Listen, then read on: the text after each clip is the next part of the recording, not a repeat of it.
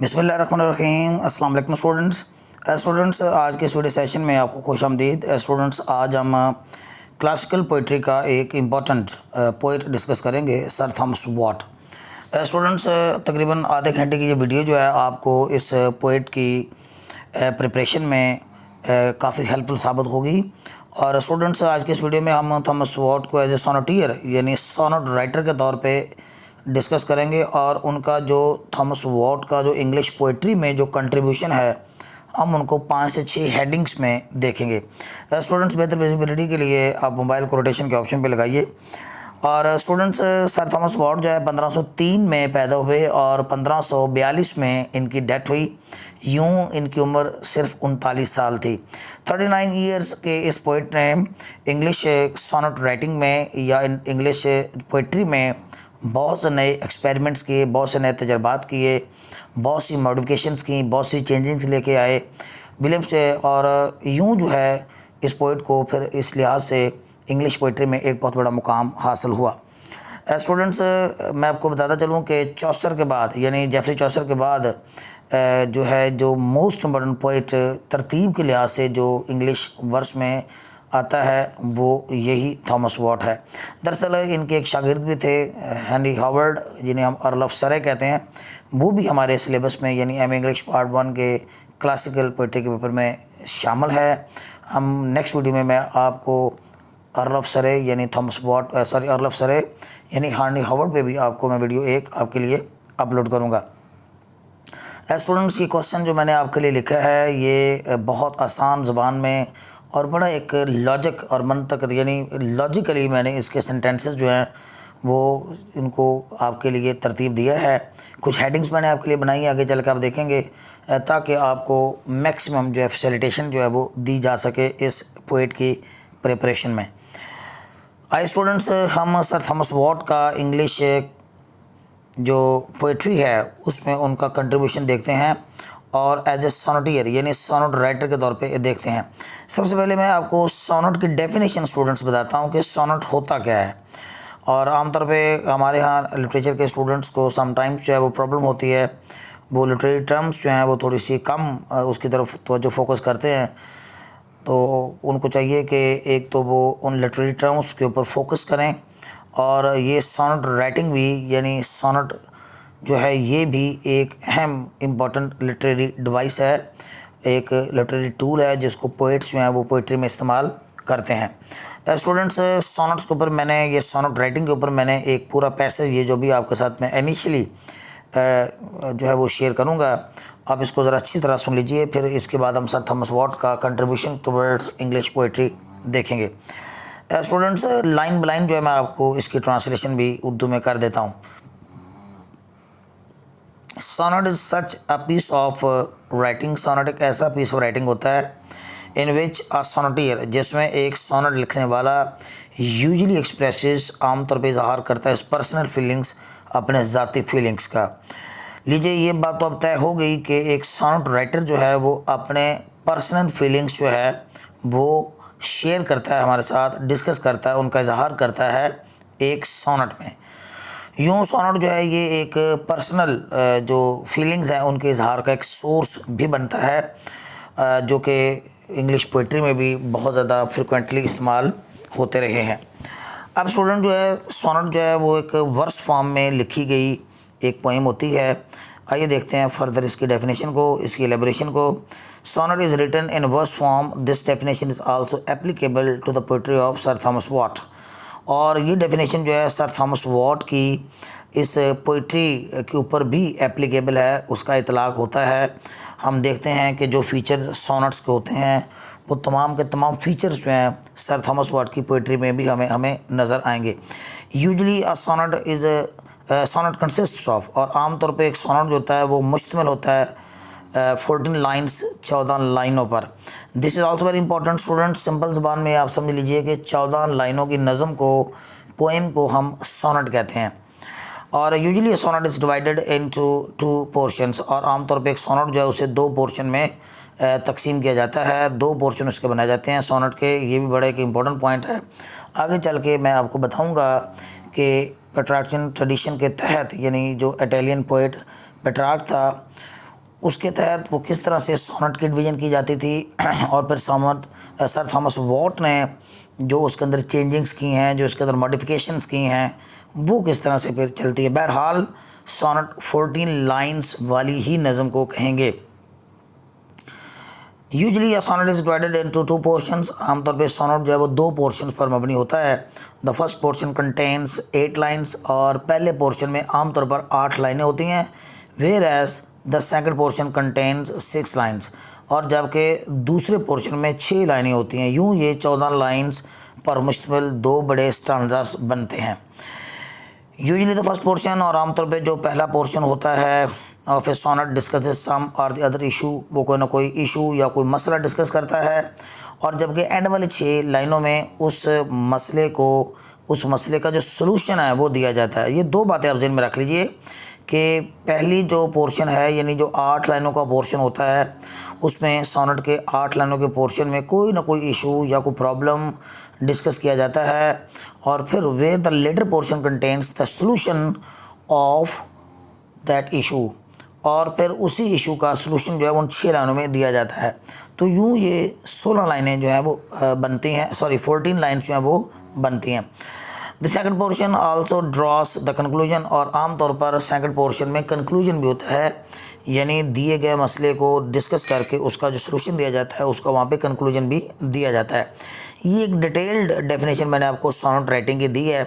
अब हम sonnet writing को और हवाले से देखते हैं कि सोनेट राइटिंग जो है सर थॉमस वॉट ने जब इसके एक्सपेरिमेंट्स अंग्रेज़ी लैंग्वेज में आके किए, इटली से वापस आकर, मैं आपको बताता चलूँ कि ये इटली की तरफ बरतानिया की जानब से, इंग्लैंड की जानब से एम्बेसडर भी रहा, और वहाँ पे सर थॉमस वॉट ने जो पेट्रार्क नामी पोइट था, आप याद रखिएगा पेट्रार्च, तो ये पेट्रार्च नामी जो पोइट था उससे उन्होंने बहुत ज़्यादा सीखा, वहाँ पे उनके तजर्बात से बहुत ज़्यादा सीखा, और इटली से वापस आकर उन्होंने वही एक्सपेरिमेंट्स जो हैं जो पेट्रार्च ने इटालियन पोइट्री में किए थे, वही तजर्बात उन्होंने इंग्लिश पोइट्री में आके किए, और यही उनका एक मेजर कंट्रीब्यूशन होगा।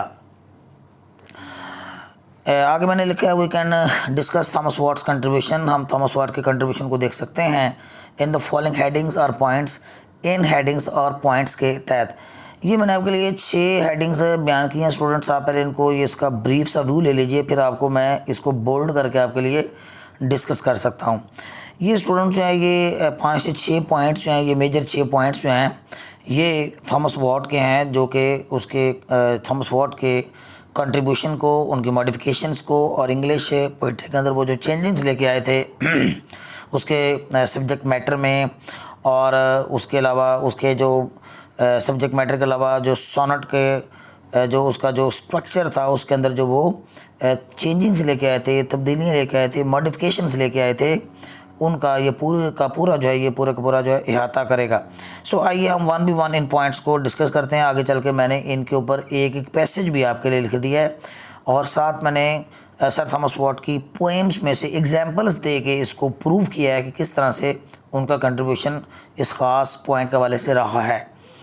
सो आइए देखते हैं Thomas Wyatt's contribution in sonnet writing in English, यानी उनका हम कंट्रीब्यूशन पहली हेडिंग में आगे चल के ये बनाऊँगा, उसके बाद डिस्कशन करूँगा कि थॉमस वॉट का बहुत ज़्यादा कंट्रीब्यूशन है सोनेट राइटिंग में, लेकिन किसमें, इंग्लिश में।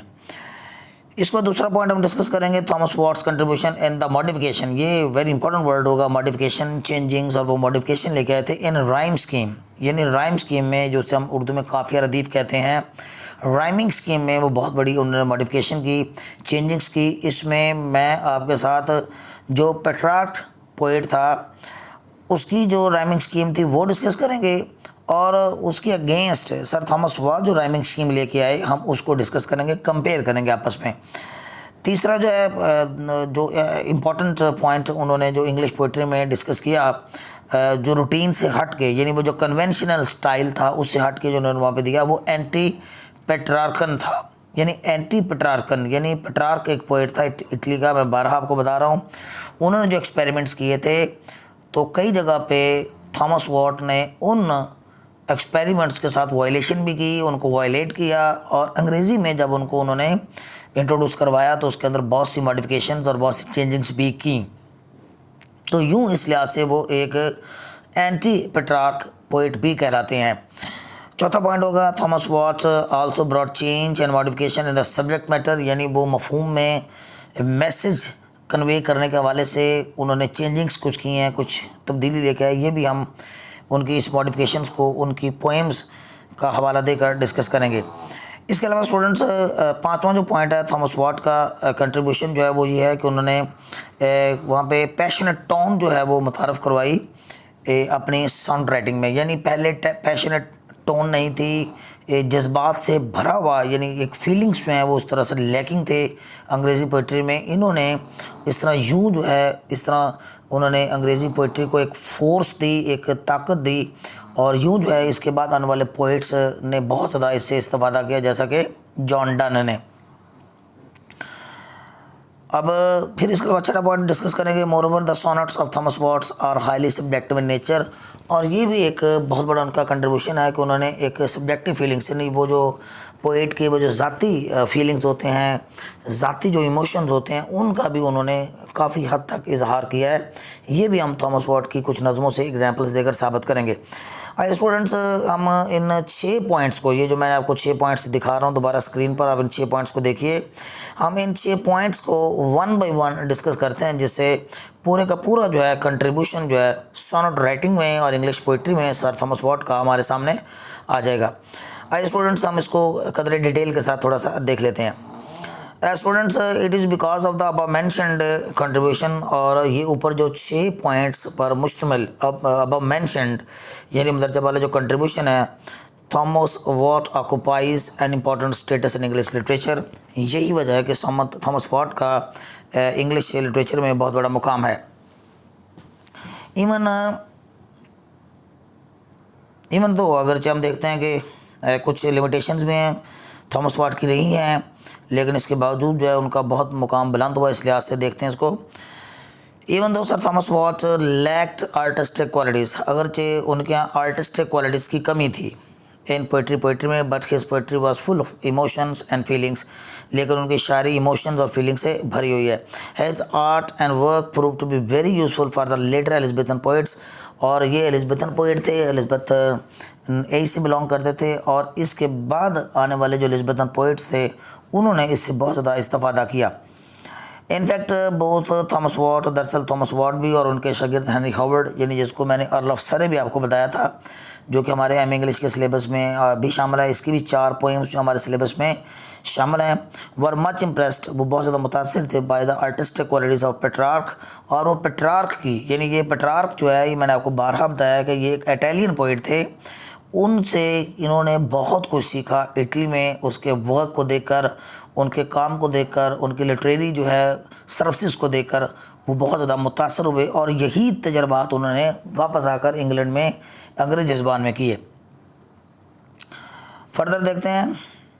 एट द बिगिनिंग, शुरू में एज ए सोनेटियर, यानी जब उन्होंने सोनेटियर का काम किया या सोनेट राइटिंग का काम करना शुरू किया, शुरू में इब्तदा में Thomas Wyatt copied and translated the sonnet of Petrarch. तो सबसे पहले तो उन्होंने पेट्रार्क के जो सोनेट्स थे उनको कॉपी किया, यानी उनकी बहू जो है वो उनकी स्ट्रक्चर को, उनके सब्जेक्ट मैटर को, उनके मफहूम को भी उन्होंने सेम का सेम जो है वो कॉपी किया, अंग्रेज़ी में उसको ट्रांसलेट किया। Thomas Wyatt copied and translated the sonnets of Petrarch. ये सोनेट्स कर लीजिएगा, ऐसा लगा लीजिएगा, प्लूरल है। Later he also brought his own innovations, लेकिन इसके बाद जब उनको काफ़ी ज़्यादा पजीराई मिली, एक्सपीरियंसेस उनके कामयाब हुए अंग्रेज़ी ज़बान में, तो यूँ फिर वो अपनी इनोवेशंस भी, यानी अपनी भी तख्लीक़ात जो हैं, इनोवेशंस जो हैं, उन्होंने वहाँ पे मुतारफ़ करवाई। और आगे थोड़ा सा मैंने मज़ीद वजाहत के लिए आपके लिए लिखा है, Petrarch was a great classical model, वो एक बहुत बड़ा क्लासिकल दौर का एक मॉडल था, इटालियन पोइट था। Therefore it was not an easy task, इसलिए ये आसान काम नहीं था to translate his Italian sonnet, इसलिए इटली ज़बान में लिखे गए इटालियन सोनेट्स को फॉलो करना बिल्कुल भी आसान काम नहीं था, ट्रांसलेट करना आसान काम नहीं था, कॉपी करना आसान काम नहीं था। लेकिन थॉमस वॉट ने कमाल के साथ, मौसर अंदाज के साथ जो है उसको कॉपी किया। But Thomas Watt translated Petrarch as a sonneteer effectively. In this way, Thomas Watt restored the flexibility.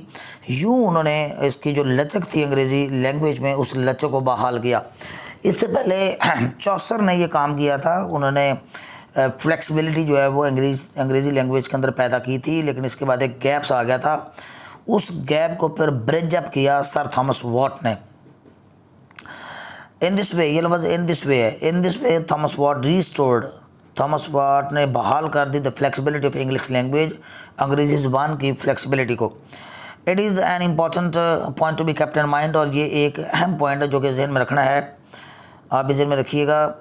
It is an important point to be kept in mind that Chaucer belong to the 14th century, के Chaucer जब 14th century से belong करते थे और उन्होंने flexibility अंग्रेज़ी ज़ुबान की बरकरार रखी थी। और उनके बाद थॉमस वॉट को सहरा जाता है कि उन्होंने, क्रेडिट जाता है कि उन्होंने अंग्रेज़ी ज़ुबान की फ्लेक्सिबिलिटी को रिस्टोर किया। He maintain flexibility of English language, उन्होंने अंग्रेज़ी ज़ुबान की फ्लेक्सिबिलिटी को बरकरार रखा था अपने दौर में। और जबकि थॉमस वॉट जो हैं वो 16वीं सदी से बिलोंग करते हैं, whereas Thomas Wyatt belong to 16th century. After Chaucer के बाद England had lost flexibility, English जो है उसने अपनी फ्लेक्सिबिलिटी खो दी थी, which was restored by Thomas Wyatt, जिसको थॉमस वॉट ने रिस्टोर किया। ये भी उनका एक इस लिहाज से बहुत बड़ा कंट्रीब्यूशन है। इसके बाद हम देखते हैं कि so credit goes to Thomas Wyatt, credit जब वो थॉमस वॉट को जाता है for the restoration of flexibility, इस फ्लेक्सिबिलिटी की बहाली का, यानी रेस्टोरेशन ऑफ फ्लेक्सिबिलिटी, यानी इस फ्लेक्सिबिलिटी की रेस्टोरेशन का क्रेडिट जो है वो सर थॉमस वॉट को जाता है। फर्दर देखते हैं, बिकॉज ऑफ दिस कंट्रीब्यूशन, इस कंट्रीब्यूशन की वजह से the later poets were able to find a super pattern, और यूँ जो इनके बाद आने वाले जो शायर थे, इनके जो प्रीडिसेसर्स थे, जो लेटर पोइट्स थे, उनको बहुत ज़्यादा एक पैटर्न मिल गया, नमूना मिल गया, मॉडल मिल गया, जिसको उन्होंने फॉलो करके फिर अंग्रेज़ी में बहुत ज़्यादा सॉन्ग राइटिंग की। although there are some allegation on Thomas Wyatt, अगरचे कुछ इल्ज़ामात भी थॉमस वॉट पे लगाए जाते हैं कि थॉमस वॉट ने सिर्फ कॉपी ही किया है पेट्रार्क को, और उनका कोई पर्सनल कंट्रीब्यूशन इतना ज़्यादा वो खातिर खा में नहीं लाते, लेकिन ये बात बिल्कुल गलत है, ऐसा नहीं है। बाद बनने वाले क्रिटिक्स ने ये साबित किया कि ऐसा नहीं है। सर थॉमस वॉट ने ना सिर्फ कॉपी किया बल्कि ट्रांसलेट भी किया, बल्कि नई इनोवेशंस भी लेके आए थे। Thomas Wyatt that he only translated Petrarchan sonnets को, उन्होंने पेट्रार्कन सॉनेट्स को कॉपी किया इनटू इंग्लिश में, but this allegation is not correct, लेकिन ये एलिगेशन दुरुस्त नहीं है। He also brought many changes and modifications, जबकि थॉमस वॉट जो बहुत सी तब्दीलियाँ और मॉडिफिकेशंस का माना बेटे तरमीम होता है, चेंज होता है, तब्दीली होता है, लेके आए थे इन सोनोट राइटिंग में। In fact, Sir Thomas Watt spent the early years of his life in Italy, where he got the chance of reading Petrarchan poetry, जहाँ पे उनको पेट्रार्कन पोइट्री को पढ़ने का मौका भी मिला था। So he was much influenced by the Petrarchan sonnet, लिहाजा वो पेट्रार्कन सोनेट से बहुत ज़्यादा वहाँ पे मुतासर हुए थे। After coming back to his native country, और अपने मुल्क में वापस आकर इंग्लैंड में, यहाँ पे after coming back to his country England, यहाँ पे इंग्लैंड लिखना है, ये माजरत का स्टूडेंट्स मिस्टेक है, इंग्लैंड है। Thomas blended the native style, लिहाजा उन्होंने अपने जो मुकामी स्टाइल जो कि ऑलरेडी वहाँ पे एग्जिस्टिंग था, जिसको उस दौर के जो उसके हम असर शोरा थे वो फॉलो कर रहे थे, नेटिव स्टाइल यानी वो जो मुकामी तौर पर उसका स्टाइल का उसको, और फिर वो जो फॉरेन स्टाइल यानी वो गैर मुल्की जो स्टाइल है जो वो देख के आए थे, उन दोनों का आपस में मिलकर मिक्सअप किया। पॉइंट ऑफ नोटिस स्टूडेंट्स के थॉमस ने ब्लेंड किया, यानी थॉमस ने ब्लेंड किया, यानी उनको मिक्सअप कर दिया, नेटिव स्टाइल को और फॉरेन स्टाइल को। ये कंट्रीब्यूशन आप ज़हन में रखिएगा। So in this way sir Thomas Wyatt blended two styles, यूँ थॉमस वॉट ने दो स्टाइल्स को, दो ट्रेडिशंस को, दो रवायात को आपस में ब्लेंड किया, उनको जोड़ा, which influence the later Elizabethan poet, जिससे बाद बनने वाले एलिज़ाबेथन दौर के जो पोइट्स थे वो बहुत ज़्यादा मुतासर हुए टू अ ग्रेट एक्सटेंट, काफ़ी हद तक। It was a great contribution made by Thomas Wyatt, और ये थॉमस वॉट की तरफ से बहुत बड़ा कंट्रीब्यूशन था। अब हम इसका दूसरा पॉइंट डिस्कस करते हैं सर थॉमस वॉट की जो कंट्रीब्यूशन है उसके वाले से, कि उन्होंने मॉडिफिकेशंस की, यानी उन्होंने चेंज लेके आए, वो तब्दीली लेके आए, चेंजिंग लेके राइमिंग स्कीम में। इसमें मैं पेट्रार्क के साथ, यानी जो पेट्रार्क का पैटर्न था, स्टाइल था राइमिंग स्कीम का, उसको सर थॉमस वॉट की तरफ से की गई जो मॉडिफिकेशंस थी उसके साथ कंपेयर करता हूँ। अब सबसे पहले पेट्रार्क को देखते हैं, वहाँ पे क्या था, there were octave and sestets in Petrarchan sonnets, यानी पेट्रार्कन सोनेट्स में ऑक्टेव चलते थे ऑक्टेव से मुराद है 8 लाइनों का एक पूरा स्टांजा, यानी 8 लाइनों पर मुश्तमिल एक पोर्शन ऑक्टेव। और जबकि जो बाकी जो 6 लाइनें थी जिसको हम सेसेट कहते हैं, वो 6 लाइनों का एक पूरा एक पोर्शन होता था। यूँ ये 2 पोर्शन पर मुश्तमिल ये सोनेट लिखता था पेट्रार्क। अब इसने क्या तब्दीली की, Thomas Wyatt modified is rhyming scheme, उसने इस राइमिंग स्कीम को चेंज कर दिया। He divided the octave into 2 quatrains, और इसने क्या किया कि उन 8 जो ऑक्टेव यानी जो 8 लाइनों पर मुश्तमिल एक स्टांजा था, थॉमस वॉट ने उसको क्वार्टरेंस में यानी 4-4 मिसरों में चेंज कर दिया, यानी रखा 8 ही लेकिन 4-4 के क्वार्टरेंस बना दिए। सिमिलरली और बाकी जो वो जो सेसेट था उसको इन्होंने एक क्वार्टरेंट बना दिया, और एंड वाला जो 2 लाइनें थी जिसको हम कोपरेट कहते हैं वो अलग कर दिया। तो यूँ जो है ये सोनेट जो 14 लाइनों पर मुश्तमिल था उसकी जो तकसीम थी राइमिंग स्कीम के हवाले से वो चेंज हो गई, चेंज कर दी गई, जो कि सर थॉमस वॉट ने की। It is a major modification, और ये उनकी मेजर मॉडिफिकेशन है इन द राइमिंग स्कीम में। तीसरा पॉइंट हम देखते हैं नेक्स्ट सर थॉमस वॉट के कंट्रीब्यूशन का इंग्लिश पोइट्री में, वो ये था कि उन्होंने एंटी पेट्रार्क अप्रोच को फॉलो किया। यानी पेट्रार्कन पोइट्री में स्टाइल और था, वो पेट्रार्क जो है वो बिलेव्ड के हवाले से और तरह का मौक़िफ़ रखते थे, और जबकि सर थॉमस वॉट ने एक अलग ही मौक़िफ़ जो है वो वहाँ पे ऑब्ज़र्व किया।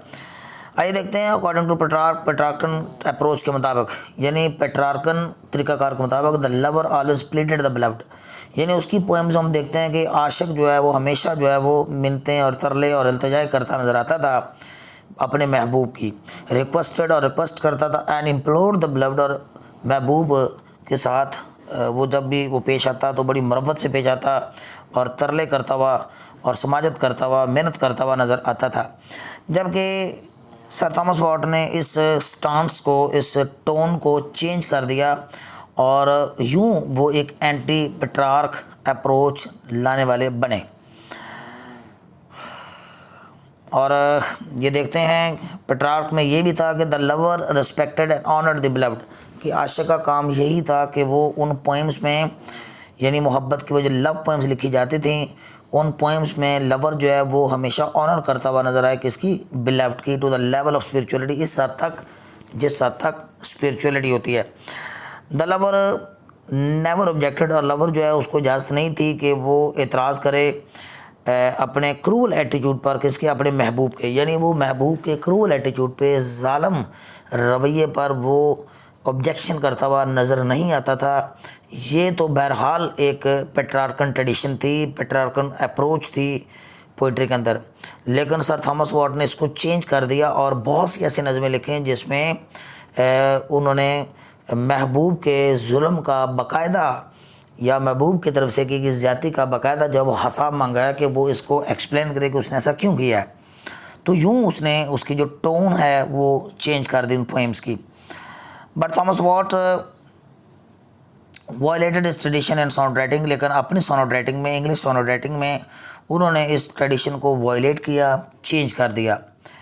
ही प्रमोटेड रेसिप्रोकल लव, उन्होंने अपने जो सोनेट्स थे उसमें रेसिप्रोकल लव को प्रमोट किया। रेसिप्रोकल लव से मुराद ये होता है कि अगर महबूब मोहब्बत करता है, महबूब का रिस्पॉन्स, मोहब्बत का वो रिस्पॉन्स देता है तो उसे मोहब्बत का रिस्पॉन्स दिया जाएगा, लेकिन अगर वो नफ़रत के साथ पेश आता है और बेइतनाई से काम लेता है तो आशिक भी यानी लवर भी बेइतनाई ही इख्तियार करेगा। यूँ ये रेसिप्रोकेट कर रहा है, यानी रेसिप्रोकल लव को उन्होंने प्रमोट किया। ही डिमांडेड एक्सप्लेनेशन, और उसने अपनी नज़मों में दिखाया कि बाकायदा जो है वो महबूब से वजाहत तलब करता है from beloved for her cruel treatment towards the lover, कि वो क्यों आशिक के साथ एक ज़ालिम रवैया जो है वो रखे हुए है। He also showed physical love also, और उन्होंने फ़िज़िकल लव को भी शो किया अपने पोएम्स के अंदर। फ़िज़िकल लव जो है वो फर्स्ट टाइम जो है इंग्लिश पोइट्री में डिस्कस करने वाला पोइट भी सर थॉमस वॉट ही था। हम कुछ एग्जांपल दे सकते हैं, we can give some examples from the text of his poems, इस वाले से उनकी एक नज़मों में से। तो यहाँ पे उनकी एक पोएम जो है मैंने ली है, और जिसमें उन्होंने एक सख्त लहजा इख्तियार किया है अपने महबूबा के हवाले से, और उनके जो बेवफाई है उसके ऊपर उन्होंने एक क्वेश्चन किया है, वो कह रहे हैं, बल्कि तंजन कह रहे हैं कि व्हाट शुड आई से, कि मैं क्या कह सकता हूँ, सिंस फेथ इज़ डेड, जबकि तेरे अंदर ईमान या बेवफा जो है वो उसकी मौत हो चुकी है, and truth way from you is flood, और सच्चाई से तुमसे बहुत दूर भाग चुकी है, कि तुम बेवफा हो, तुम्हारे अंदर वफा नाम की कोई चीज़ नहीं रही, और तुम्हारे अंदर सच्चाई और वफा नाम की कोई चीज़ नहीं रही, और वो तुमसे फ़रार हो गई है। तो यूँ हम ये देखते हैं कि ये एक एंटी पेट्रार्क ट्रेडिशन है, एंटी पेट्रार्क एक स्टाइल है, जिसको बाद में जॉन डन ने भी अपने पोएम्स के अंदर इस्तेमाल किया। हम यूँ कह सकते हैं कि सर थॉमस वॉट के इस कंट्रीब्यूशन की वजह से जॉन डन, यानी जो कि हमारे सिलेबस में शामिल है, वो भी बहुत ज़्यादा इससे इन्फ्लुएंस्ड हुआ, बहुत ज़्यादा मुतासर हुआ। इस पर स्टूडेंट्स हम देखते हैं कि moreover we can quote, हम कोट कर सकते हैं another example of physical love की भी एंड एंटी पेट्रार्कन अप्रोच, और एंटी पेट्रार्कन अप्रोच की इन द फॉलोइंग लाइंस। यहाँ पे एक स्टांजा लिया गया है, आपकी पोएम है, ये आपके सिलेबस में शामिल, हमारे सिलेबस में शामिल एक पोएम है, मैं आपको दिखा देता हूँ। ये पोएम का स्टांजा है जिसमें उन्होंने फिजिकल लव को भी दिखाया है, और साथ ही साथ जो है वो अपने फीलिंग्स का इजहार भी किया है। और यहाँ पे देखते हैं ये पोएम जो है, जो कि आपको कोट करनी है। यूँ आपका जो क्वेश्चन है वो ज़्यादा वेटी बन जाता है, इम्प्रेसिव बन जाता है अगर आप टेक्सचुअल लाइंस को कोट करेंगे। So when her loose gown, और जब उनका जो ढीला ढाला गाउन था, ये अपनी महबूबा के हवाले से बता रहा है, dead from her shoulder fall, उसके अपने शोल्डर से गिर जाता, नीचे सिरक जाता, and she me caught in her arm, और वो मुझे अपने लंबे बाजुओं में पकड़ लेती, and there with all sweetly let me किस, और यूँ जो है वो एक बोसा भी देती, and softly said dear heart how you like this. तो यहाँ पे थोड़ी सी आप राइम स्कीम को भी देख लीजिए, ये फॉल और स्मॉल है, ये किस और दिस है, और यूँ जो है जॉन डन जो है, सॉरी, ये जो हमारे सर थॉमस वॉट हैं, अपनी पोएम्स के अंदर जो है फिजिकल लव को भी दिखाते हैं, और पेट्रार्कन ट्रेडिशन को भी कई जगह फॉलो करते हुए नज़र आते हैं, और बाज़ जगह पर वो एंटी पेट्रार्क भी हैं। नेक्स्ट जो पॉइंट है उनके कंट्रीब्यूशन के हवाले से वो देखते हैं। अनदर एग्जाम्पल, यानी एक दूसरी मिसाल जो anti Petrarchan approach is given below, वो नीचे दी गई है।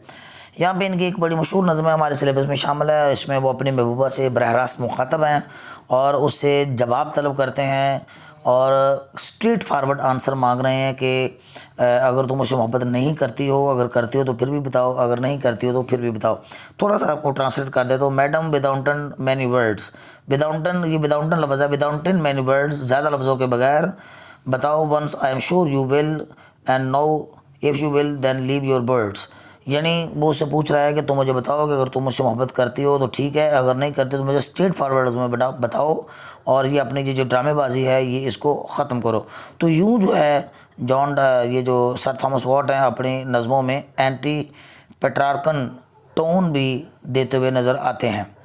इसके बाद सर थॉमस वॉट का एक और कंट्रीब्यूशन है अंग्रेज़ी पोइट्री में, वो भी देख लेते हैं। चौथा पॉइंट है, Thomas Wyatt also brought change and modification in subject matter, यानी उन्होंने सब्जेक्ट मैटर चेंज कर दिया, उसका जो उन्होंने जो हुलिया था वो चेंज किया, और उसके अंदर बहुत से उन्होंने फिगरेटिव लैंग्वेज और मेटाफर्स, इस्तियारे और सिमिलीज जो है उसका इस्तेमाल उन्होंने बहुत ज़्यादा किया, और यूँ जो है उनकी शेप जो है वो बदल दी, और यूँ इस सब्जेक्ट मैटर में उन्होंने जो तब्दीलियाँ की, इस वजह से वो जो उनके लिखे गए सोनेट्स थे वो तो एक हाईली एलेबरेटेड भी हो गए, यानी बहुत ज़्यादा वो एलेबरेटेड भी हो गए, और बहुत ज़्यादा वो एक्सप्लेनेटरी, यानी फुल ऑफ एक्सप्लेनेशन भी हो गए, और यूँ उनके अंदर वज़न और वेट भी काफ़ी ज़्यादा आ गया, और यूँ जो है अंग्रेज़ी ज़ुबान में उनको, अंग्रेज़ी ज़ुबान के ये जो पोएम्स थी उनको बहुत बड़ा मुकाम हासिल हुआ।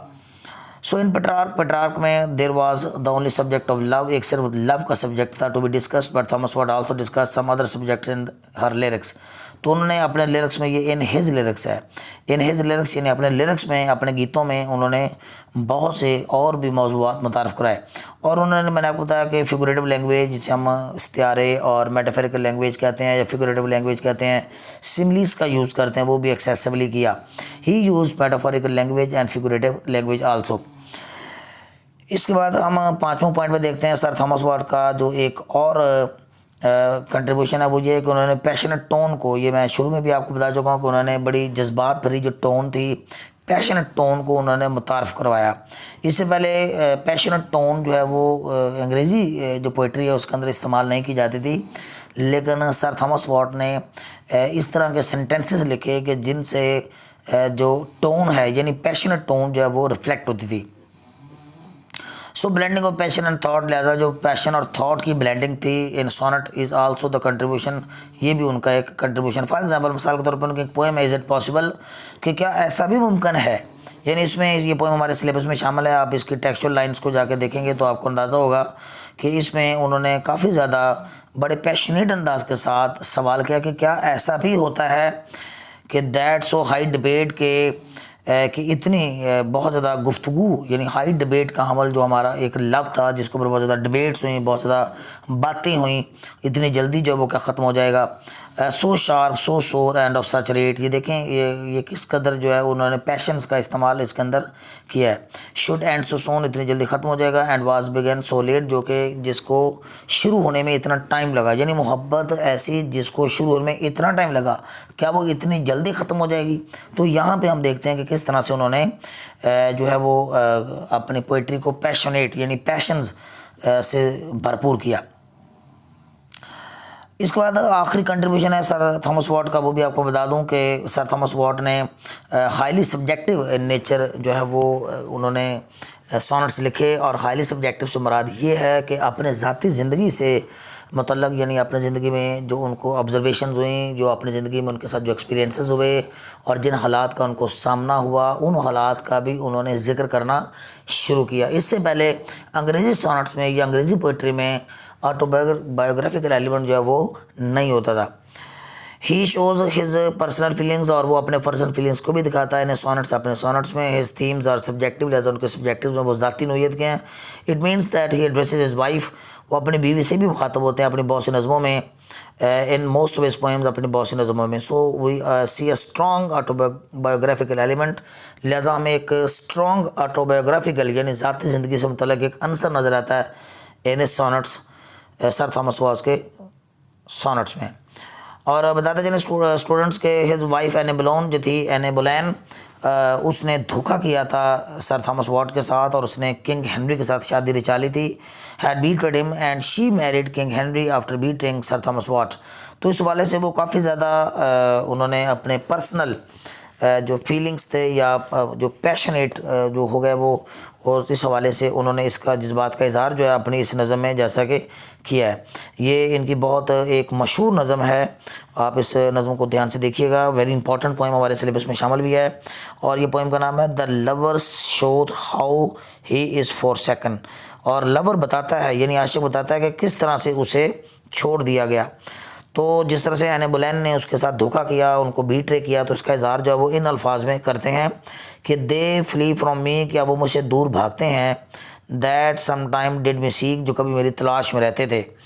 और विद नेकेड फुट, और नंगे पाँव ही बड़े अदब के साथ, ये विद नेकेड फुट से मुराद हम यहाँ पे बड़ी रिस्पेक्ट के साथ जो है stalking within my chamber, मेरे कमरे में चले आते थे। Once have I seen them gentle, कभी मैं उनको बड़े जेंटल पाता था, यानी वो कभी बहुत ज़्यादा शरीफ थी। टेम, बड़ी ट्रेंड, बड़ी महज़ब थी। एंड मीक, और ताबिया और फरमाबरदार थी। दैट नाउ आर वाइल्ड, अब वो एक जंगली का रूप धार चुकी है। And do not once remember, और मुझे एक बार भी याद नहीं करती। तो ये जो एक डिफरेंस है उन्होंने यहाँ पे आप देख सकते हैं 4 स्टैंडर्ड्स के अंदर आपको बहुत ज़्यादा एक पैशनेट एलिमेंट नज़र आता है, जो कि उनका एक मेजर कंट्रीब्यूशन है अंग्रेज़ी सोनेट्स में। इसके बाद स्टूडेंट्स अब हम इसका फाइनल देख लेते हैं एनालिसिस, फाइनली हम इसको सम अप करते हैं। So on the basis of discussion, मदरजा वाला गुफ्तगू की बुनियाद पर we can conclude by saying that, हम ये कहकर नतीजा निकाल सकते हैं Thomas Wyatt was the pioneer, कि वो एक पायनियर थे, आगाज़ करने वाले थे, पायनियर थे, और वो इंट्रोड्यूस करवाने वाले थे of sonnets in English. He made many innovation, उन्होंने बहुत सी नई चीज़ें मुतारफ़ करवाई, चेंजिंग्स भी की और मॉडिफिकेशन भी की इन सोनेट राइटिंग में। He change the pattern of the sonnets, ने पैटर्न का सोनेट्स का जो पैटर्न था उसको चेंज किया। वो जो मैंने आपको बताया कि किस तरह से उन्होंने पेट्रार्क की जो ट्रेडिशंस थी उससे हट के उन्होंने मुतारफ़ करवाया। He not only copied Petrarchan sonnets, उन्होंने ना सिर्फ पेट्रार्कन सोनेट को कॉपी किया but also wrote many new sonnets, बल्कि इंग्लैंड में इंग्लिश ज़बान में बहुत से सोनेट्स भी लिखे। He also introduce anti Petrarchan tone and stance, और उन्होंने एक एंटी पेट्रार्कन टोन और स्टांस जो है अपने पोइम्स में मुतारफ़ करवाया, जो कि पेट्रार्क नामी पोइट से हट के था, उसके बिल्कुल मुखालफ था, उल्ट उन्होंने काम किया। ही इंसर्टेड सच इमोशंस, उन्होंने ऐसे फीलिंग्स और इमोशंस जो है अपने पोइट्री के अंदर भी डाले। ये sonnets were strongly subjective in nature, और ये कि उनके जो सोनेट्स थे वो नेचर यानी नौयत के लिहाज से बड़े सब्जेक्टिव नौयत के थे। ड्यू टू दिस कंट्रीब्यूशन, और इस कंट्रीब्यूशन में जो कि मैंने इस आधे घंटे की वीडियो में आपके साथ उनका कंट्रीब्यूशन डिस्कस किया है, Thomas Wyatt is regarded a great poet in English verse, उनको अंग्रेज़ी वर्स में एक बहुत बड़ा पोइट जो वो कंसिडर किया जाता है। यूँ स्टूडेंट्स, आपका ये आज का एक इम्पॉर्टेंट लेक्चर था जो कि मैंने आपके साथ डिस्कस किया, और होपफुली कि ये लेक्चर जो है आपको आज के इस वीडियो में आपको ये क्वेश्चन यानी ये जो मैंने आपके लिए यहाँ पे लिखा है इसकी प्रिपरेशन में और इस पोइट की प्रिपरेशन में आपके लिए काफ़ी हेल्पफुल साबित होगा। Okay students, till next video, अल्लाह हाफिज़।